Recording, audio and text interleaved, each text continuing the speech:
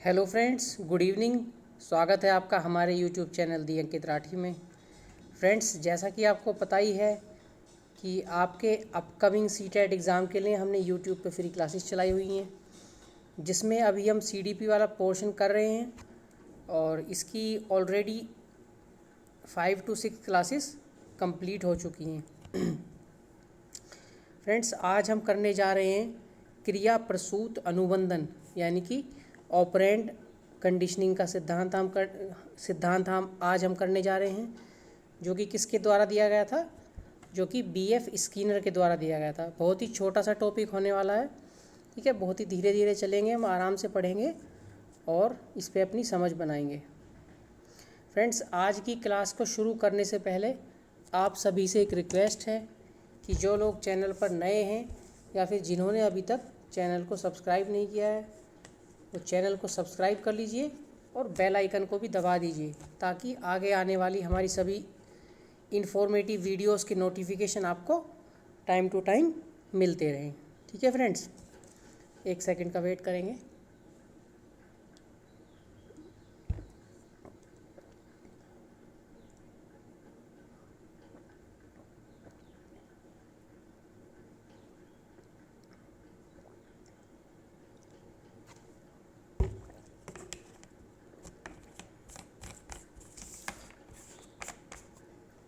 Friends, कल Sunday था, कल आपकी क्लास नहीं हुई थी, तो संडे से पहले वाले दिन यानी कि सैटरडे को आपकी जो क्लास हुई थी उसमें हमने इवान पावलोव के बारे में पढ़ा था।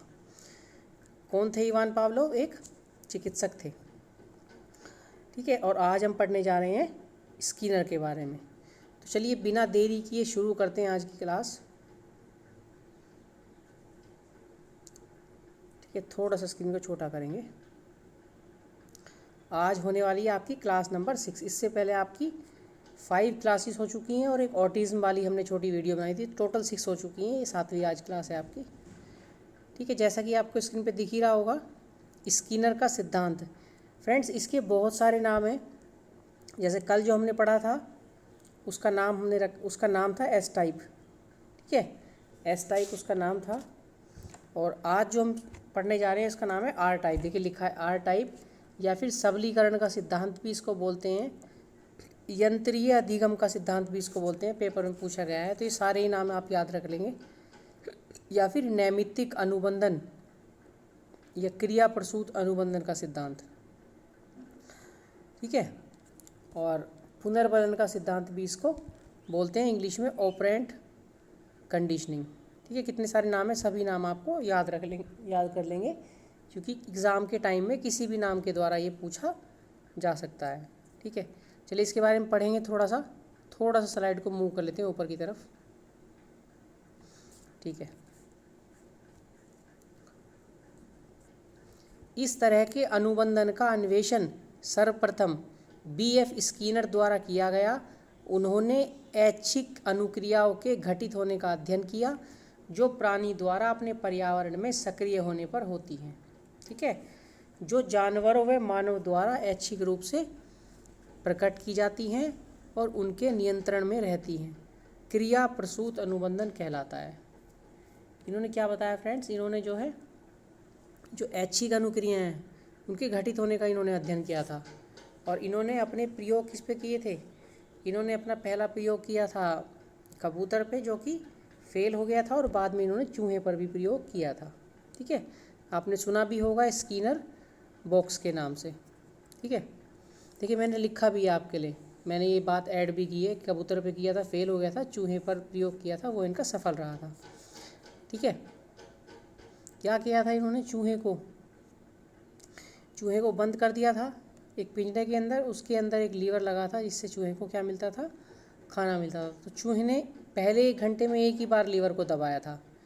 चूहे को जब पता चल गया कि लीवर के दबाने से वो खुलता है, खाना उसको मिलता है, तो अगले घंटे में उसने, यानी सेकंड वाले आवर में, उसने लीवर को 3 बार दबा दिया 1 घंटे के अंदर, ठीक है। 1 घंटे के अंदर उसने 3 बार दबा दिया।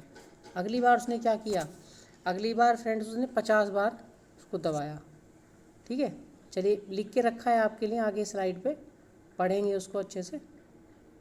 हाँ, चूहे के प्रयोग चूहे का प्रयोग अधिक सफल रहा, अतः चूहे के लिए बनाया गया बॉक्स स्किनर बॉक्स कहलाता है। चूहे के लिए एक बॉक्स बनाया था, उसे बोलते थे स्किनर बॉक्स। ठीक है। चूहे ने फूड लीवर दबाया, जैसे कि मैंने आपको बताया, पहले घंटे में उसने एक ही बार दबाया, दूसरे घंटे में उसने 3 बार दबा दिया। ठीक है। तीसरे घंटे में 50 बार लीवर चूहे ने दबा दिया, क्योंकि उसको क्या हुआ, प्रैक्टिस हो गई, पता चल गया था। और 4th आवर, चौथे घंटे में क्या कर दिया था उसने, 300 बार दबाया। ठीक है। 300 बार उसने लीवर को दबा दिया था, क्योंकि चूहे को क्या हो गया था, पता चल गया था कैसे होता है। अब इसके कुछ महत्वपूर्ण संप्रत्यय हैं, कॉन्सेप्ट्स हैं, जैसे कि स्किनर का जो सिद्धांत है पुनर्बलन का, इसमें कुछ कॉन्सेप्ट हैं, जिसका पहला पॉइंट हम पढ़ेंगे पुनर्बलन के बारे में, यानी कि रेनफोर्समेंट किसे बोलते हैं। वह वस्तु, घटना या सूचना जो कार्य करने की पुनरावृत्ति या व्यवहार की पुनरावृत्ति बढ़ा दे, उसे पुनर्बलन कहते हैं। जैसे कहते हैं ना, हम किसी को, बच्चे को भी पुनर्बलन देते हैं, कहते हैं शाबाश, बहुत अच्छा, तुमने बहुत अच्छी दौड़ लगाई, तो बच्चा अगली बार और अच्छे से दौड़ लगाता है। या कोई ड्राइंग बनाता है बच्चा और आप उसे पुनर्बलन दे देते हैं, कोई गिफ्ट दे देते हैं या फिर उसकी तारीफ़ कर देते हैं, तो वो और अच्छे से कोशिश करता है बनाने की। ठीक है। तो ये कोई वस्तु भी हो सकती है, कोई घटना भी हो सकती है, कोई सूचना भी हो सकती है, कुछ भी हो सकता है। पुनर्बलन में कुछ भी हो सकता है। ठीक है। अभी 2 प्रकार का होता है पुनर्बलन, 2 प्रकार के होते हैं, पहला पॉजिटिव, दूसरा निगेटिव। पॉजिटिव क्या होता है, कार्य का परिणाम सुख, संतोष या आनंद देने वाला हो। जो कार्य किया है उसका रिजल्ट जो है आनंद दे रहा है, खुशी दे रहा है, सुख दे रहा है, संतोष दे रहा है, तो पॉजिटिव हो जाएगा क्या, पुनर्बलन। और नकारात्मक कब होगा, जुर्माना, उसका जो रिजल्ट है उस पर जुर्माना लग रहा है, कष्ट हो रहा है, दुख हो रहा है, शोरगुल से बचने के लिए किया गया व्यवहार। ठीक है। तो इस तरह का जो पुनर्बलन होता है वो नेगेटिव होता है, नकारात्मक। अभी यहीं पे एक क्वेश्चन ऐड किया हुआ है आपके लिए, उसको ध्यान से समझेंगे। वह मापनी जिसमें अंतराल के समस्त गुण के साथ परम शून्य भी हो कहलाती है। मापनी बोलते हैं फ्रेंड्स मेज़र करने के लिए, जैसे कोई चीज़ होती है मापनी, मेज़र करने वाली कोई चीज़, तो क्या होती है वह, जिसमें अंतराल के समस्त गुणों के साथ साथ परम शून्य भी यूज़ होता है, तो उसे बोलते हैं अनुपात मापनी, रेशो मेजरमेंट करने वाली। ठीक है। अनुपात मापनी उसका नाम है एक्चुअल में, जिसमें अंतराल के समस्त गुणों के साथ साथ परम शून्य भी होता है। ठीक है। अब पुनर्बलन का समय, ये फ्रेंड्स पुनर्बलन में बहुत ही इंपॉर्टेंट है, पुनर्बलन का समय जो होता है। अभी कौन कौन सा होता है, नंबर 1 पे पढ़ेंगे हम सतत, यानी कि कंटिन्यूअस, जिसे हिंदी में बोलते हैं हम लगातार। जब पुनर्बलन लगातार प्रत्येक कार्य के लिए दिया जाए, ठीक है, इस पुनर्बलन के बंद करते ही व्यक्ति कार्य करना बंद कर देता है। मान लीजिए पुनर्बलन दिया जा रहा है किसी कार्य को करने में लगातार, मान लीजिए बच्चा दौड़ लगा रहा है, ये पेंटिंग बना रहा है, बार बार आप उसको लगातार पुनर्बलन दे रहे हैं, वाह, शाबाश, वेरी गुड, शाबाश, बहुत अच्छा, तो उससे क्या होगा, पुनर्बलन की वैल्यू कम हो जाएगी। ठीक है। और जैसे ही उस पुनर्बलन को आप हटा देंगे, शाबाश कहना बंद कर देंगे या बच्चे को गिफ्ट या प्राइज़ देना बंद कर देंगे, तो वो काम करना बंद कर देगा। ठीक है। ये बिल्कुल भी अच्छा नहीं होता। सेकंड वाला होता है आंशिक या पार्शियल। ये क्या होता है, आंशिक पुनर्बलन कभी कभी विशिष्ट कार्य के लिए दिया जाता है, इसे रोक देने पर व्यक्ति कार्य करना जारी रखता है। ठीक है। और ये क्या होता है, ये सतत की कंपेयर में आंशिक वाला जो होता है ये अच्छा होता है। कभी कभी पुनर्बलन देना चाहिए, हमेशा नहीं। हर कार्य के ऊपर आप पुनर्बलन देंगे तो उसकी वैल्यू ही कहाँ रहेगी, कोई वैल्यू नहीं रहेगी, आपको भी पता है। यह पुनर्बलन सतत की तुलना में अधिक प्रभावी है, लिखा भी है, सतत जो हमने ऊपर पढ़ा है उसकी तुलना में ये अधिक प्रभावी है। और ये 2 प्रकार के होते हैं, कौन से, आंशिक वाला 2 प्रकार का होता है। कौन कौन से 2 प्रकार पढ़ेंगे दोनों। पहला अंतराल यानी इंटरवल, यानी कि छोटे छोटे इंटरवल पे दिया जाएगा। इंटरवल से मतलब है हमारे हर आधे घंटे में पुनर्बलन दिया जाएगा, या हर 1 घंटे में दिया जाएगा, इसे बोलते हैं अंतराल। एक फिक्स पीरियड के बाद दिया जाएगा अगर समय के आधार पर देते हैं। ठीक है। सेकंड होता है अनुपात यानी कि रेशो, ये रेशो के आधार पर है, इसमें समय नहीं है। मान लीजिए 1 घंटे के बाद दिया जा रहा है और 1 घंटे में आपने काम कुछ भी नहीं किया, उसके अकॉर्डिंग नहीं है, ये रेशो के अकॉर्डिंग है। मान लीजिए कि आपने कोई काम किया है और उस काम की, जैसे मान ली दौड़ लगाई है आपने, कि हर 100 मीटर की दौड़ पर आपको दिया जा रहा है, 100 मीटर की दौड़ के बाद आपको दिया जाता है, तो ये इसे बोलते हैं रेशो पुनर्बलन, अगर अनुपात के आधार पर देते हैं।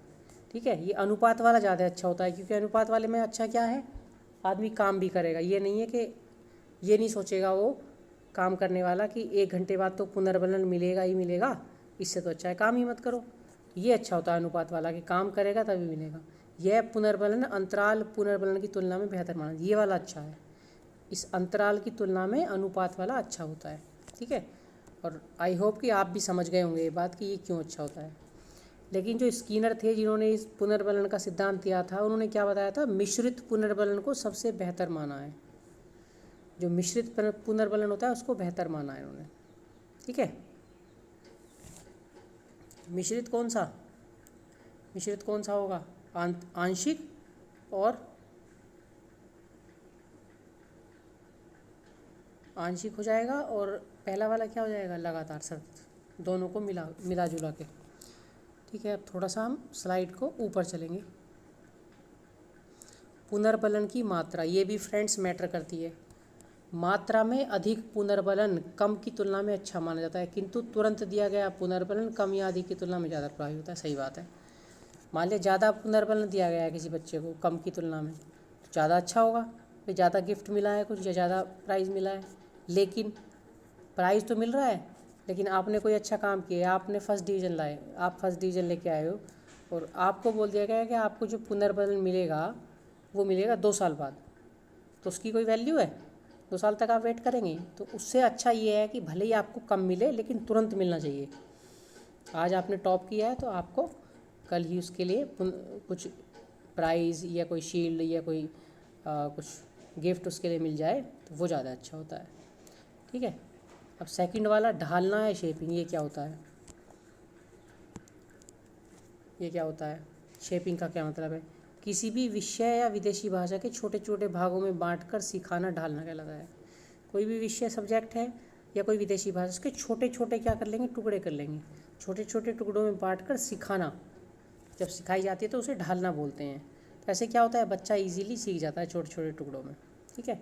इसी प्रकार श्रृंखलन यानी कि चेनिंग किसे बोलते हैं, सिखाते समय हर छोटे छोटे भाग को एक दूसरे से कनेक्ट करते हुए सिखाना ही श्रृंखलन कहलाता है। जब हम सिखा रहे हैं किसी बच्चे को, तो हर छोटी छोटी बात को एक दूसरे से कनेक्ट करते हुए सिखाओ, कनेक्ट करते हुए, जोड़ते हुए सिखाते हैं हम, तो ज़्यादा अच्छा होता है। इसी को क्या बोलते हैं, चेनिंग कहते हैं, यानी कि श्रृंखलन कहते हैं, ठीक है। आई होप कि आपको क्लियर हो गया होगा। चलिए, ज़्यादा बड़ी वीडियो नहीं है फ्रेंड्स, वही 25 मिनट के आसपास होगी, छोटा सा टॉपिक है, 25 भी शायद नहीं होगा। अब एजुकेशन इम्प्लीकेशन, एजुकेशन में कैसे अप्लाई होता है, व्यक्ति को या बच्चे को पुरस्कार देकर अच्छी आदत उत्पन्न की जा सकती है। स्कीनर ने दंड को बिल्कुल महत्वपूर्ण नहीं माना। तो स्कीनर ने क्या बताया था कि किसी बच्चे को पुरस्कार देके उसमें एक अच्छी आदत का विकास किया जा सकता है। सही बात है। मान ले किसी बच्चे ने कुछ अच्छा काम किया है और उसको हमने पुरस्कार दिया है, तो बच्चे को क्या मिलेगा, इससे मोटिवेशन मिलेगा, अगली बार और अच्छा काम करने की वो कोशिश करेगा। लेकिन किसी बच्चे को अच्छे मार्क्स नहीं आए, उसको आप दंड देंगे तो वो किसी भी प्रकार का पुनर्बलन नहीं है, उससे डीमोटिवेट बच्चा हो जाएगा। तो दंड बच्चे को नहीं देना चाहिए, ठीक है। दंड किसी भी प्रकार का पुनर्बलन नहीं है। स्कीनर के अनुसार किसी भी विषय को छोटे छोटे भागों में बांटकर सिखाना चाहिए, हर भाग को एक दूसरे से जोड़ते हुए सिखाना चाहिए। अभी जैसे कि हमने पढ़ा था, तो कोई भी विषय है, कोई भी भाग है, छोटे छोटे टुकड़ों में बांट लो, तब सिखाओ बच्चे को, और उन टुकड़ों को एक दूसरे से जोड़ते हुए, कनेक्ट करते हुए सिखाओ, तो इससे क्या होता है, बच्चा जल्दी सीख जाता है, ठीक है। ये क्वेश्चन ऐड किया आपके लिए, वही क्वेश्चन है जो हमने बताया था। दंड 1 है, दंड क्या है, किसी भी प्रकार का प्रबलक या पुनर्बलन नहीं है, ठीक है। कोई पुनर्बलन दंड नहीं होता, ठीक है फ्रेंड्स। देखिए लिखा यंत्रीय अधिगम कहते हैं। मैंने स्टार्टिंग में ही बताया था आपको कि क्रिया प्रसूत अनुबंधन यानी कि ऑपरेंट कंडीशनिंग का और भी क्या नाम है, आर टाइप, ठीक है। यंत्रीय अधिगम या फिर नैमित्तिक अनुबंधन या फिर स्कीनर का सिद्धांत या फिर सबलीकरण का सिद्धांत, जैसा कि मैंने शुरू में लिखे हुए हैं, या फिर सक्रिय अनुबंधन, ये सभी किसके नाम है, क्रिया प्रसूत अनुबंधन यानी ऑपरेंट कंडीशनिंग, स्कीनर के सिद्धांत के ये सभी नाम है, ठीक है। ये भी इसका नाम हो जाएगा। अब कुछ क्वेश्चन ऐसे जो कंफ्यूज करने वाले हैं वो मैंने साथ में रख दिए हैं। अब देखिए यहाँ लिखा है क्रमिक अधिगम या श्रृंखला अधिगम की बात कही गई है। आप क्रमिक अधिगम या श्रृंखला अधिगम की बात समझते ही ऐसा हो सकता है कि आप ये सोच लें कि श्रृंखला यानी कि चेनिंग की बात पुनर्बलन में की गई है, तो एक क्रिया प्रसूत अनुबंधन यानी कि उससे संबंधित हो जाएगा। और इसके जो क्या हैं, इसकी बात किसने कही होगी, स्किनर ने कही होगी, लेकिन ऐसा नहीं है। यदि क्रमिक अधिगम और श्रृंखला अधिगम की बात करें तो एडमिन रे गुथरी के द्वारा ये बात कही गई थी। ठीक है, अब ध्यान रखेंगे अगला क्वेश्चन आता है अभिक्रमायोजित अधिगम। ये किसने दिया था, स्किनर ने इसके बारे में बताया था। क्रमिक और अभिक्रमिक, क्रमिक और अभिक्रमायोजित दोनों में अंतर समझना है। ठीक है, आपको क्रमिक और श्रृंखला अधिगम की बात किसने की थी, एडमिन रे गुथरी ने की थी। ठीक है फ्रेंड्स, और अभिक्रमायोजित अधिगम की बात करता है तो स्किनर। ठीक है, ये बात अच्छे से आप याद रखेंगे, कन्फ्यूज़न नहीं रखना है, कन्फ्यूजन को क्लियर करके रखना है। ठीक है, अब एक ऐसी वर्ड रिलेटेड आ जाए क्रमिक विकास, ये थॉर्नडाइक ने दिया था। इसके बारे में किसने बताया था, क्रमिक विकास के बारे में, थॉर्नडाइक। क्रमिक विकास की बात करता है थॉर्नडाइक। ठीक है, अभिक्रमिक की बात करता है तो स्किनर, और क्रमिक अधिगम या श्रृंखलन की बात करता है, श्रृंखला की बात करता है तो एडमिन रे गुथरी। ठीक है, याद रखेंगे, इतनी बात याद रखेंगे।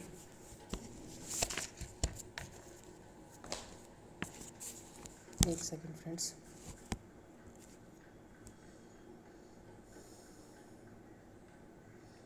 बस फ्रेंड्स इतनी ही बड़ी क्लास थी ये। ठीक है, एक बार फटाफट देख लेंगे हमने क्या पढ़ा है। हमने पढ़ा है क्रिया प्रसूत अनुबंधन का सिद्धांत पढ़ा है, इसके अलग अलग नाम है। पुनर्बलन का सिद्धांत, ठीक है, ऑपरेंट कंडीशनिंग, स्किनर का सिद्धांत, आर टाइप, सबलीकरण का सिद्धांत, ठीक है, यंत्रीय अधिगम, नैमित्तिक अनुबंधन या फिर सक्रिय अधिगम भी इसको बोलते हैं। क्या बोलते हैं, सक्रिय अधिगम भी इसको बोलते हैं, ये भी इसी का नाम है। ठीक है, इसमें क्या पढ़ा था हमने, इन्होंने क्या किया था, स्किनर ने ऐच्छिक क्रियाओं के घटित होने का अध्ययन किया था। ऐच्छिक क्रियाओं के घटित होने का अध्ययन इन्होंने किया था। छोटा सा ही टॉपिक था फ्रेंड्स। और इन्होंने क्या किया था, कबूतर और चूहे पर इन्होंने प्रयोग किए थे। कबूतर पे प्रयोग फेल हो गया था, चूहे पे पास हो गया था। चूहे ने क्या किया था, पहले घंटे में 1 बार दबाया, 2 घंटे में 3 बार दबाया, 3 घंटे में 50 बार, और फाइनली 4 घंटे में 300 बार लीवर दबा दिया था खाने वाला। एक केस में बंद कर दिया था पिंजड़े में चूहे को, 300 बार लीवर दबा दी, क्योंकि उसको प्रैक्टिस हो गई थी। और इसके कुछ महत्वपूर्ण संप्रत्य हमने पढ़े हैं, जैसे कि पुनर्बलन के बारे में हमने पढ़ा है। ठीक है, 2 प्रकार का होता है पुनर्बलन, सकारात्मक और नकारात्मक। और पुनर्बलन का समय सतत और आंशिक होता है। आंशिक भी 2 प्रकार का होता है, अंतराल और अनुपात में। और पुनर्बलन की मात्रा के बारे में पढ़ा है कि कम की तुलना में अधिक ज़्यादा अच्छा होता है, लेकिन तुरंत दिया गया पुनर्बलन अच्छा होता है। शेपिंग यानी ढालना और श्रृंखलन के बारे में पढ़ा है हमने। ठीक है, ढालना क्या होता है, शेपिंग क्या होता है, छोटे छोटे टुकड़ों में बांट कर सीखना। ठीक है, और श्रृंखलन क्या होता है, छोटे छोटे टुकड़ों को जोड़ते हुए कनेक्ट करते हुए सीखना, श्रृंखलन बोलते हैं। ठीक है, एजुकेशन इम्प्लीकेशन क्या है इसका, एजुकेशन में कैसे इसका यूज़ करते हैं, वही सब बात। तो ये सब हमने आज पढ़ लिया है, और उम्मीद करते हैं कि क्लास थोड़ी छोटी है आज की, आपको पसंद आई होगी। क्लास पसंद आई है तो फ्रेंड्स क्लास को लाइक कर दीजिए। ठीक है, शेयर कर दीजिए, और आप ऑफलाइन एक अपना सजेशन जो भी है वो कमेंट में आप कमेंट कर दीजिए। ये हमारे कुछ सोशल मीडिया अकाउंट्स हैं, फेसबुक है आप फॉलो कर सकते हैं, इंस्टाग्राम पे भी आप फॉलो कर सकते हैं। ठीक है, नीचे टेलीग्राम का लिंक दिया हुआ है, आप चाहें तो आप टेलीग्राम भी ज्वाइन कर सकते हैं। और जो लोग चैनल पर नए हैं, यूट्यूब का लिंक दिया गया है डिस्क्रिप्शन में, आप चैनल को सब्सक्राइब कर लें और बेल आइकन को भी दबा दें। फ्रेंड्स, आज की क्लास की PDF आपको व्हाट्सएप ग्रुप और टेलीग्राम दोनों पे कुछ ही देर बाद मिल जाएगी। ठीक है, अच्छे से इसका रिवीजन करें, पढ़ें। कोई कन्फ्यूजन है, कोई क्वेश्चन है आपका, तो आप ऑफलाइन कमेंट सेक्शन में पूछ सकते हैं। ठीक है, तो चलिए फिर मिलते हैं कल एक दूसरी क्लास में। तब तक आप लोग अपना ध्यान रखिए। ठीक है, मस्त रहिए, स्वस्थ रहिए। Bye bye, bye bye, take care, thank you.